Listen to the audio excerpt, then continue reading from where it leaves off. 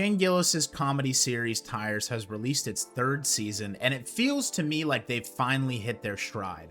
I had issues with the first two seasons feeling a bit sloppy, but we'll get to more of that in a minute. If you like movies and shows like me, subscribe to the channel and stay to the end to hear my ranking for Tires Season 3. Now, this series premiered in May 2024. It was created by Shane Gillis and his two friends, Steve Gerben and John McKeever. It's about Will, who is played by Steve Gerben, our main character, managing a tire shop and having to deal with the antics that ensue. The series got picked up for a second season immediately, which then premiered on June 5th. So a little over a year after the first season came out, they got approval for the second. And I did think that the quality increased quite a bit from the first to the second season, but I still had my complaints. And then in July of 2025, it was immediately renewed for a third season, which just came out on August 13th. Now, this is directed by John McKeever. This is one of Shane Gillis's lifelong friends, and it's starring Shane Gillis, who plays Shane. He's obviously known for comedy. Steve Gerben, who plays Will, who's known for just this show and being Shane's friend. Chris O'Connor playing Cal, also really known for this show and being Shane's friend.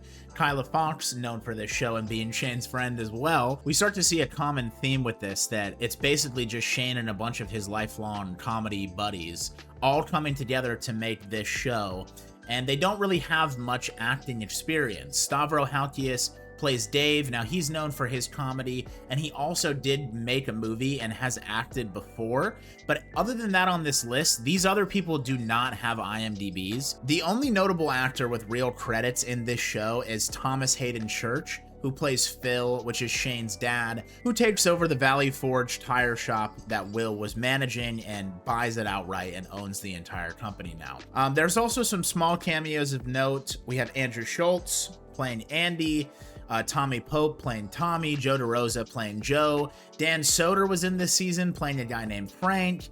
H. Foley playing Pete Seidel, and Bobby Lee playing Ricky. Now, I thought that all of the cameos in this were really, really fun, and I love to see some of these comedians that have never acted before starting to act so that we can get a new wave of like a superstar comedian group. When you look at something like Adam Sandler in Grown Ups, he has gained a level of notoriety through acting and brought all of his friends with him. And as time has progressed, all of his friends have gotten much better at acting, and that's what we get to see throughout the first 3 seasons of this show. And all these other little cameos as well. Some of these people have been in the other seasons, but of course today we're just really going to be talking about season 3 and why it's better than the first 2 seasons. I thought the direction seemed to trend up in season 2, but it's still, a ton of the jokes didn't land, and the plot seemed weak and uninteresting. Then season 3 dropped just a few days ago, and all of my gripes were immediately dissolved. The plot definitely grew substantially, and you can tell that, of course, going from season 1 to season 2, but even from season 2 to season 3, it seems like they've gotten more shooting locations. They've gotten a lot more of the cameos that are more than just 5 seconds in an episode. They're actually multi-episode cameos for parts like Bobby Lee, who I did think did amazing in this. And you could say that the budget growing more is the only thing that made it better, but I really think that the progression of our main characters, all of Shane's close friends that are not big, it kept me interested in the serious parts of the plot just as much as the funny parts, and I think that that is so important when you take a comedy like this that is just a bunch of buddies working in a tire shop. You do have to have still a fun plot, but you don't want it to be too simple and too boring.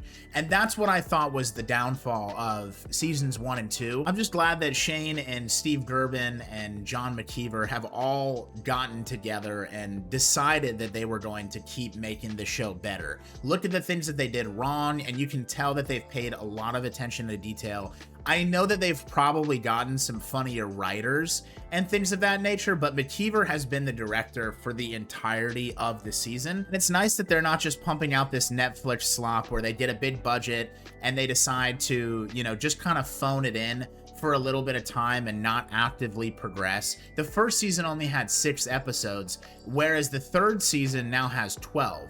And it really did fly by. If you haven't watched Tires before, I really think that you can start on season 3. You do not need any of the context before. Now, it does do a good job of tying up plot holes that they made for themselves in the first 2 seasons, and I love the way they did it, while also going in a new plot direction as well. There's so many new things that happen.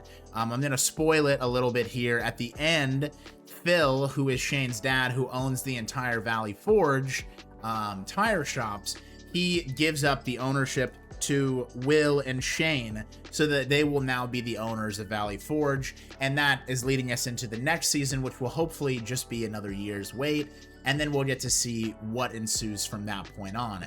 And I think that's a great progression. I think that they should continue to be in this business and take it over from Phil. His heart's not in it the way that theirs is, and I know that they'll start butting heads a lot more than they did, because in this season, Shane and Will are really playing on the same team a lot of the time, which I love. It's not just Shane throwing a wrench in every single one of his ideas, which really pissed me off and just started to get super annoying and repetitive in especially season 1.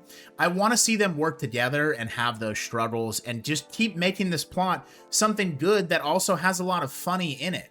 There's so many things right now that want to say they're a comedy that, number one, don't have a strong plot and just a bunch of jokes that fall flat on their face. And number two, if they do have a strong plot, a lot of the times their jokes are not funny enough to lead me in a direction to even care about it being a comedy. It starts to make it more of a drama. You know, I just reviewed Over Your Dead Body, and I thought that was a perfect representation of having an incredibly strong and fun plot while also keeping the comedy up the entirety of the movie, not to the point where they're berating you with jokes, which is another thing that a lot of comedies, in my opinion, fall short for me because of. I do not want to be laughing for 2 straight hours. I do not need every single joke to be a hilarious punchline.